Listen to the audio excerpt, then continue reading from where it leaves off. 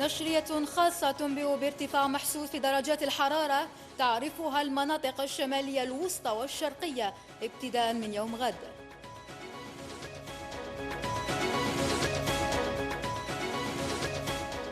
أزمة عطش تثير استياء وتذمر سكان حي العتيق بولاية البيض.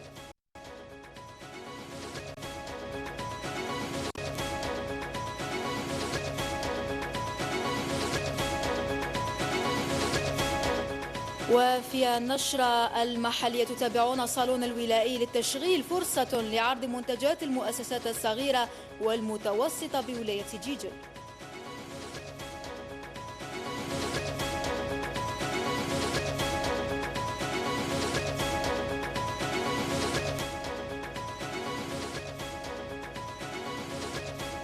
النشرة المحلية من قناة دزاير نيوز، أهلا بكم.